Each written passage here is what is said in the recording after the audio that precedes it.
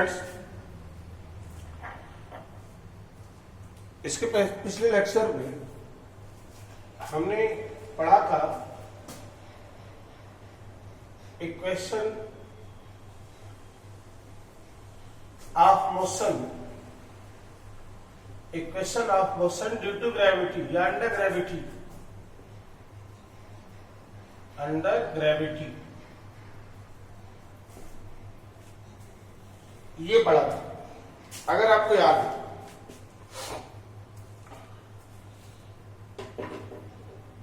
ये भी देखा था, इसमें अगर कोई बॉडी नीचे गिर रही है इसे, तो इसमें एक्सेलरेशन लगता है प्लस जी। तो मोशन के तीनों इक्वेशन इस तरह से लिखे जा सकते हैं, v equals u plus g T, h equals u T plus half G T square और v square equals e square plus 2gh। ये हमने आपको बताया था। दूसरी चीज, अगर u इक्वल्स 0, फ्री फॉलिंग बोलते हैं इसको, बॉडी को यहां से छोड़ दिया जाए इनिशियल वेलोसिटी 0 से, बॉडी को ऐसे छोड़ा जाए नीचे ही, लेकिन वेलोसिटी नीचे ना दी जाए, ऐसे रिलीज कर दिया जाए, तो 0 से स्टार्ट करेगा। तो अगर इस सब इक्वेशन में u को 0 रख दो तो फार्मूला इस तरह से बनते हैं, v इक्वल्स जी टी, ये 0 हो गया, h equals half G T square, ये 0 हो गया, और v स्क्वायर 2gh यहां 0 हुआ है। तब इक्वेशन ऐसे लिखे जा सकते हैं।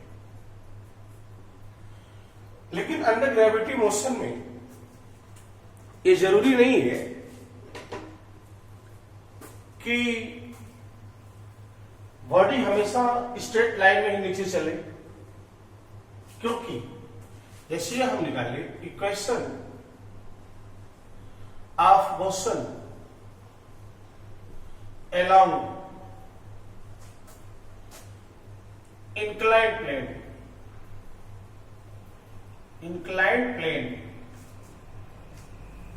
बॉडी ऐसे चल रही हो, जैसे मान लो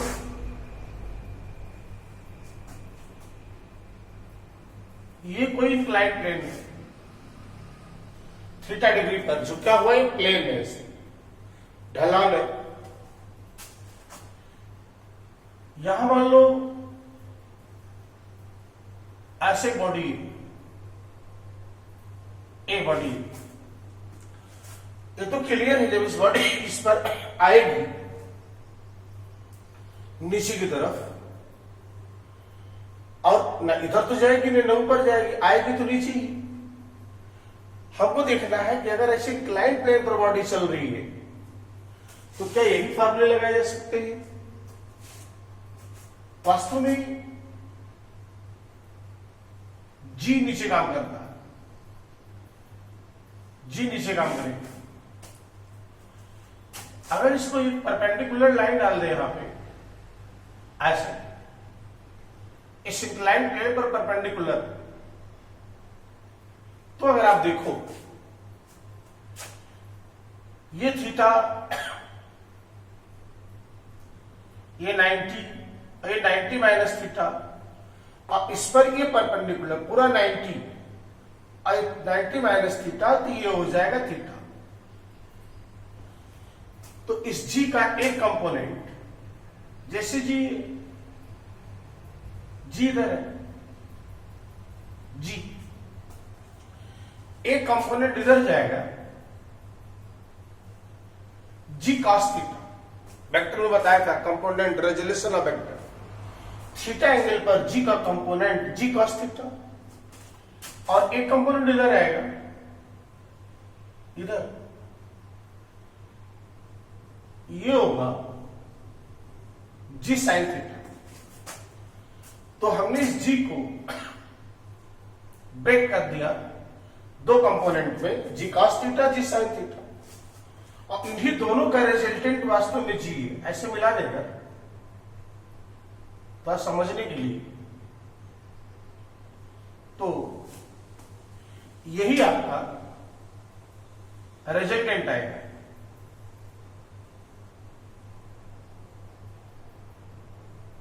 ये आपका जी। तो इस बॉडी पर जी की वजह से दो एक्सटेंशन दो डायरेक्शन में होगा, g cos theta, g sine theta.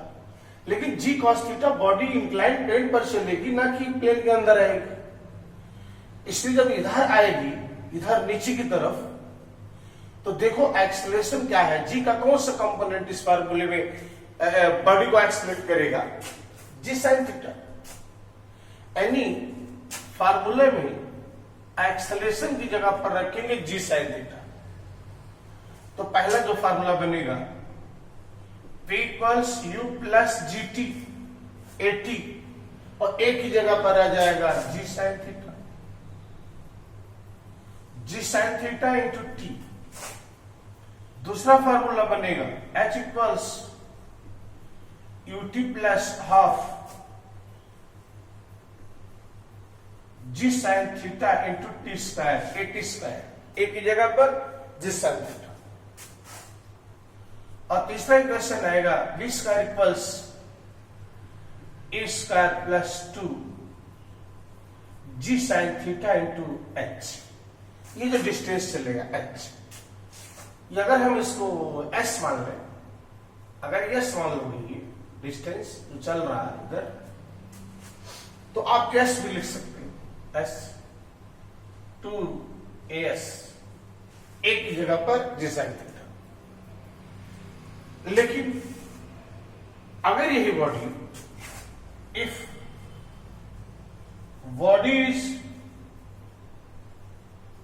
Body is moving upward, body is moving upward along the plane,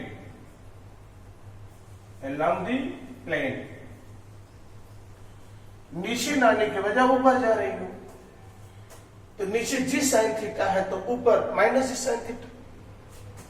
इसका मतलब तब फॉर्मूला बन जाएगा u minus g sine theta into t, s equals u t minus half g sine theta into t square, और b square equals u square minus 2 g sine theta into s two s. नीचे ये आपके फार्मूले incline plane पर होते हैं, याद रखेंगे सब। इस पर भी न्यूमेरिकल कभी कभी बनते हैं। फिर अगर देखो एक टॉपिक और इसमें पढ़ते हैं,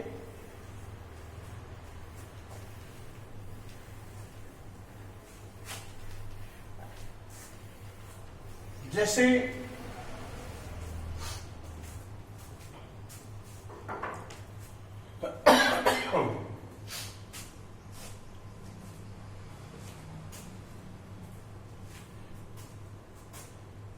distance traveled by an object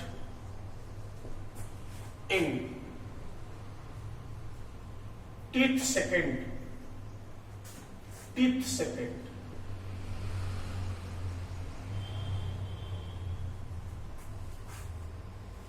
टीवें second में चली गई डिस्टेंस, टीवें सेकंड में, जैसे टी सेकंड में चली गई डिस्टेंस और टीवें सेकंड में चली गई डिस्टेंस, दोनों में काफी डिफरेंस है। जैसे 5 सेकंड में चली गई डिस्टेंस और 5वें सेकंड में चली गई डिस्टेंस, डिफरेंस है ना। इस मान लो कोई बॉडी यहां चल रही, इनिशियल वेलोसिटी इसकी यू, यहां जब पहुंचा तो वेलोसिटी यू, आगे से रही है, इस पॉइंट पर वेलोसिटी यू इनिशियल। अगर हम देखें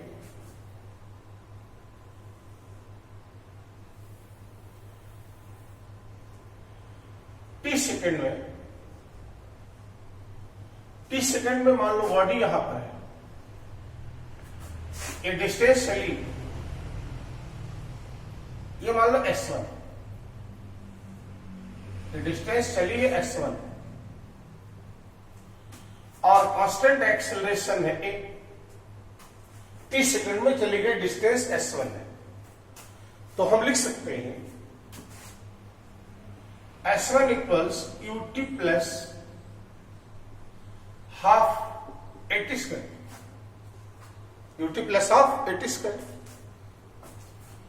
अब टी सेकंड से 1 सेकंड कम, मान लो ये तो डिस्टेंस चली थी टी सेकंड में,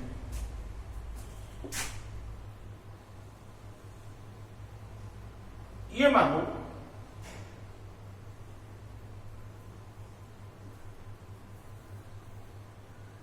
s1 था ut plus half a t square, T minus 1 second में 1 सेकेंड कम चलेगा distance u T minus 1 plus half a T minus 1 का स्क्वायर। जैसे मान लो 5वें सेकंड में चली गई डिस्टेंस निकाल ली, तो 5 सेकंड में चली गई डिस्टेंस निकाल दो और 4 सेकंड में चली गई डिस्टेंस को निकाल करके घटा दो। 5 सेकंड में चली गई डिस्टेंस निकालें और 4 सेकंड में चली गई डिस्टेंस को निकाल के घटा दें, तो मालूम हो जाएगा 5वें सेकंड में चली गई डिस्टेंस। तो 4-5 तो यहां करना नहीं है, हम मान लें टी सेकंड में चली गई डिस्टेंस s1 है और टी माइनस 1 सेकंड में चली गई डिस्टेंस s2 है, तो 3 सेकंड में चली गई distance. So distance travelled bye an object in teeth second s equals s1 minus s2 ut plus half at square minus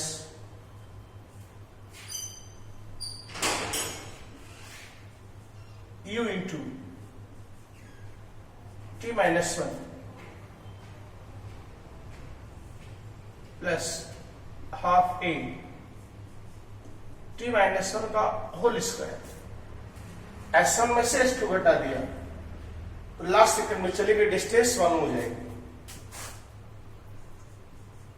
ut plus half a t square minus ये होगा ut प्लस माइनस q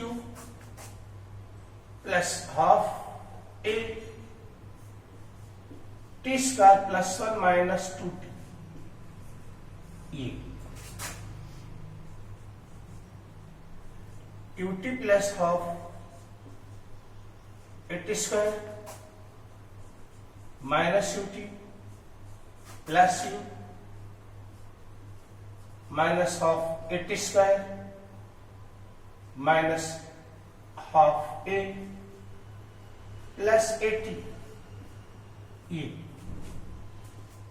यहां से ut cancel हो गया, half a t square cancel हो गया, तो बचा s equals u plus 80 minus half a u plus half a common ले लें, क्या हो जाएगा 2t minus 1।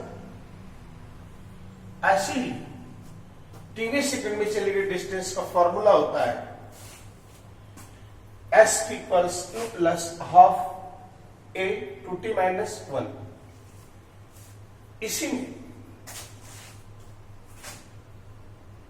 For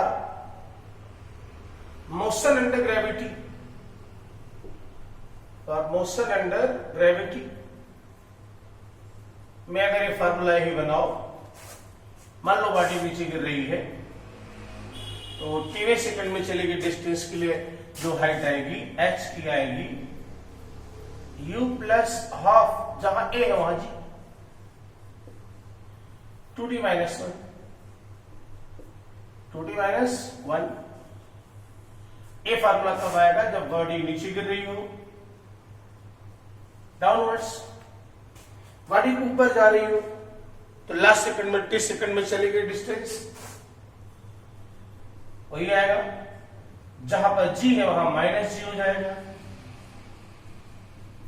2d minus 1। ये फार्मूला तब होगा जब बॉडी अपवर्ड डायरेक्शन में जाएगी, अपवर्ड जाएगी ऊपर। किस तरीके से आपने पढ़ा? Distance travelled by an object in 30 second, 3 second में चलेगी डिस्टेंस। हमने बार बार बता रहे हैं इसे 4 सेकंड में चली गई डिस्टेंस और चौथे सेकंड में चली गई डिस्टेंस में डिफरेंस है। 4 सेकंड में चली गई डिस्टेंस मान लो यहां तक है, उससे कम 3 सेकंड में चली गई डिस्टेंस को निकाल करके घटा दो। 4 सेकंड में मान लो इतना चला, 3 सेकंड में मान लो इतना चला, तो चौथे सेकंड में लास्ट में कितना चला? ये चला। वही हम लगा रहे थे, चौथा तीसरा दूसरा तो हमको लिखना नहीं है, हमको जनरल फॉर्मूला निकालना है। तो t सेकंड में चली गई डिस्टेंस मान लो s1 है और उससे कम t माइनस 1 सेकंड में चली गई डिस्टेंस s2 है, तो t सेकंड में चली डिस्टेंस हो जाएगी s1 माइनस s2। s1 की वैल्यू रखा है, s2 की वैल्यू ये जो रखा था यहाँ रख दिया और इसी को सॉल्व कर लिया, ये डिस्टेंस आ गई। अगर मानो एक्सेलरेशन बॉडी फ्री फॉल कर रही है, अंडर ग्रेविटी गिर रही है, तो नीचे गिर रही है तो एक ही जगह पर g रख दो प्लस g, अगर ऊपर बॉडी जा रही है तो एक ही जगह पर रख दो माइनस g। ओके, अब इसमें इतना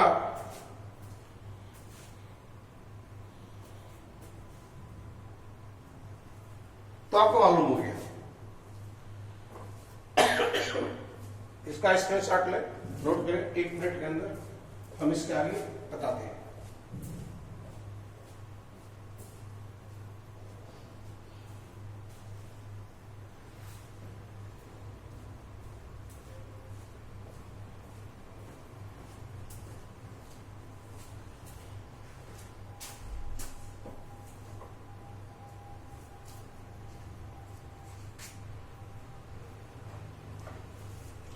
यस,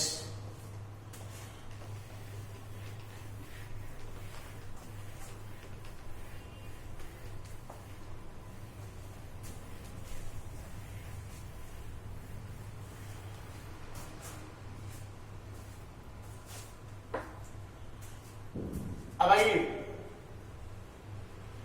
देखते हैं रिलेटिव मोशन या रिलेटिव वेलोसिटी।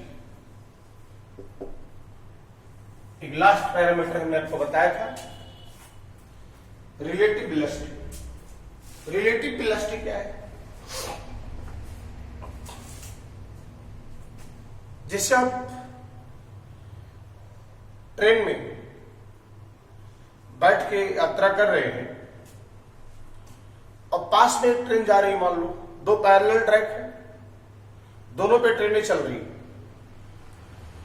अगर दोनों पर ट्रेनें एक ही डायरेक्शन में जा रही है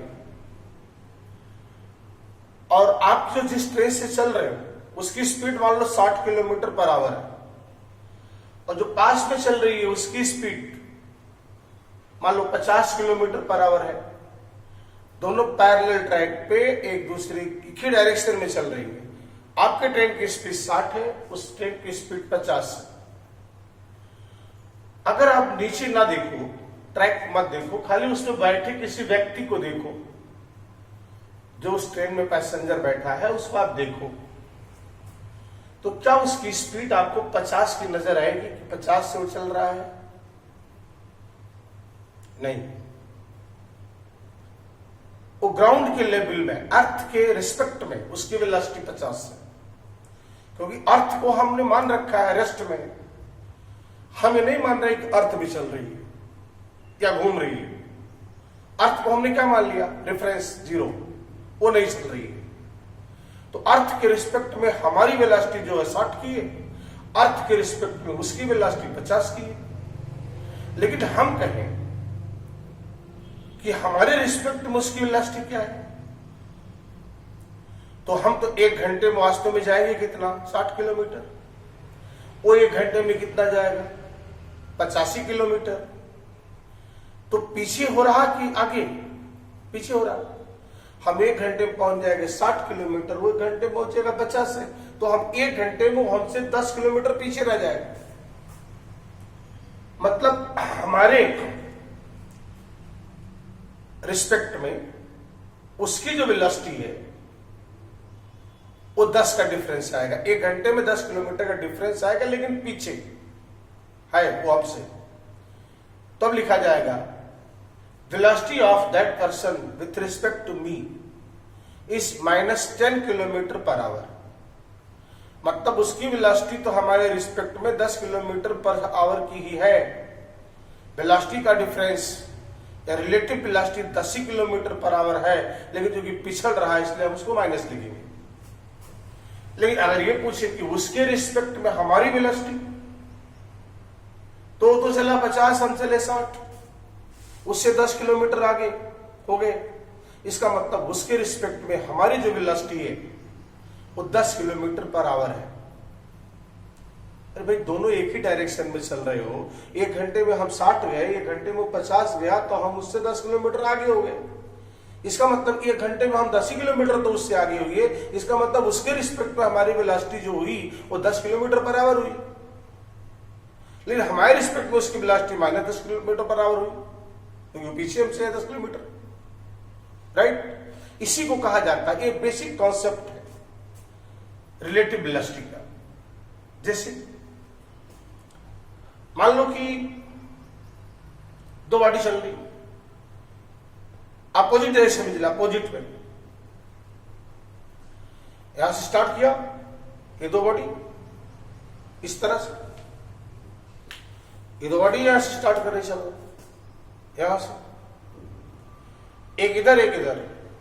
मान लो इसकी स्पीड 60 की है, इसकी स्पीड 50 की है, लेकिन जब यहां चलना किया शुरू किया तो पैरेलल तो है, लेकिन एक इधर जा रही है, एक इधर जा रही है, दोनों चल रही है। 1 घंटे के बाद इनके बीच की डिस्टेंस कितनी होगी, 110।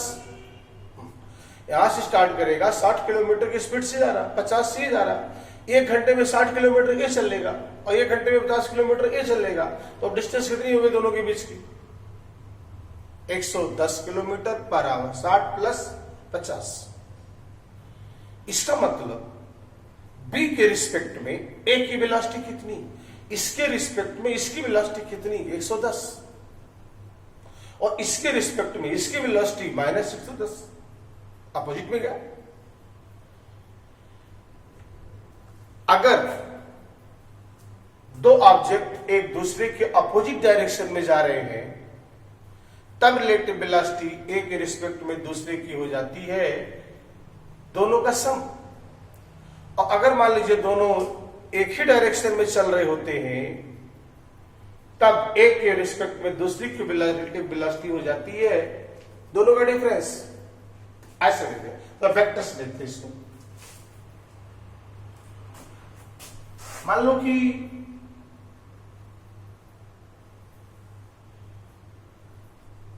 ये बॉडी भी है, इसकी वेलोसिटी है भी, और इधर चल रहा है ये ऑब्जेक्ट ए है, इसकी वेलोसिटी है भी। ए वाला इधर चल रहा, बी वाला इधर चल रहा, दोनों के बीच का एंगल मान लो थीटा है। आपको निकालना है relative velocity of A with respect to B, velocity of A with respect to B. इसको ऐसे लिखते हैं, बी ए बी लिखते हैं। बी ए बी का मतलब velocity of A with respect to B. कहीं लिखा हो बी पी क्यू, इसका मतलब 2 बॉडी पी और क्यू चल रही है। पी के रिस्पेक्ट में, क्यू के रिस्पेक्ट में पी की वेलोसिटी क्या है, पी की वेलोसिटी बता रहा है क्यू के रिस्पेक्ट में। ए की वेलोसिटी बता रहा है बी के रिस्पेक्ट में, ये निकालना। कैसे निकालेंगे, इधर देखो, इस बी की वेलोसिटी को अगर रिवर्स कर दें, उलट दें, तो वास्तव में ये हो गया माइनस वी ये हो गया। अगर ये वी था तो डायरेक्शन उलट दिया, उतना ही बड़ा खींचा तो हो गया माइनस वी। और ये दोनों का ये रिजल्टेंट हुआ, ए रिजल्टेंट। डिफरेंस जो आया रिलेटिव वेलोसिटी का, ये आपका होगा relative velocity a with respect to b, relative velocity of A with respect to b. इन दोनों का रिजल्टेंट निकालते हैं, दोनों का रिजल्टेंट माइनस वी ए और वी ए का, इसके पैरेलल यहां खींच दें ऐसे, इसके पैरेलल यहां खींच दें ऐसे। ये हो गई रिजल्टेंट की वेलोसिटी, यही कहलाएगा वीएबी। वीएबी रिजल्टेंट है वीएबी किसका, वीए और माइनस वीबी का। वीए और वीबी का रिजल्टेंट वीएबी। अच्छा, ये एंगल अगर आपको मालूम हो तो ये होगा 180 माइनस थीटा। ये थीटा है, इधर 180 माइनस थीटा। तो एक वेक्टर है वीए, एक है वीबी, और दोनों के बीच का एंगल है 180 माइनस थीटा। तो रिजल्टेंट कितना, रिजल्टेंट के लिए तो फार्मूला होता है, ये resultant under root V A square plus minus V square plus 2va minus dv into cos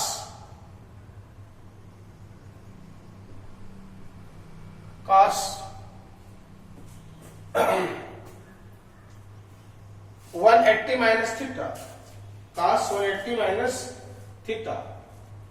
लेकिन हम तो मैग्नीट्यूड ले रहे ना, ये मैग्नीट्यूड ले रहे, डायरेक्शन नहीं, इसलिए यहां इसका मैग्नीट्यूड ही लिखा जाएगा।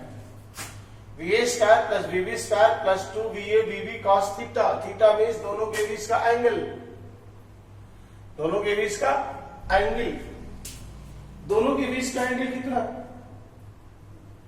180 minus theta, 180 minus theta. Magnitude ले रहे हैं इसका, मैग्नीट्यूड ऑफ माइनस वी ऐसे, वीए का वीबी का मैग्नीट्यूड या माइनस वीबी का मैग्नीट्यूड, ये तो वीबी होगा या वी मैग्नीट्यूड वेक्टर हट जाए, ये आ गया under root V square plus V B square 2va V B cos theta, cos 180 minus theta minus cos theta, यहां माइनस हो जाएगा। ये रिलेटिव वेलोसिटी का फार्मूला है, relative velocity of A with respect to v। अगर इसका हम डायरेक्शन देखें कि रिजल्टेंट कितना डायरेक्शन बना रहा है, ए से रिजल्टेंट कितना डायरेक्शन ये बना रहा है, ये मान लो बीटा एंगल है। तो फार्मूले में हमने बताया था आपको डायरेक्शन निकालने के लिए tan बीटा इक्वल्स, अगर याद हो वहां लिखा था q sin theta by p plus q cos theta. जब दो वेक्टर का रिजल्टेंट निकाल रहे थे, सेम वही प्रोसेस कर रहे हैं, थीटा की जगह पर 180 माइनस थीटा है। तो था क्या, वी वी मैग्नीट्यूड में V sine 180 minus theta by VA plus cos 180 minus theta, ये फार्मूला था। याद हो तो फार्मूला याद करना पड़ेगा। वो जैसे हमने रिजल्टेंट निकाला था, वहां अल्फा लिखा था, tan अल्फा को लिखा था P sign theta by A plus B cos theta. ये दो वेक्टर का जो रिजल्टेंट A से एंगल बनाता है, उसके लिए फार्मूले का डेरिवेशन दिया था। वेक्टर में याद करो, determination of resultant of two vectors. Theta की जगह पर केवल 180 माइनस थीटा, तो इसको ऐसे भी लिख सकते हैं, tan beta equal sine 180 minus theta sine theta V sine theta by VA minus VB cos theta. ये डायरेक्शन के लिए फार्मूला है। अब इसी फार्मूले में पहला केस देखो। पहला, if both bodies moving parallel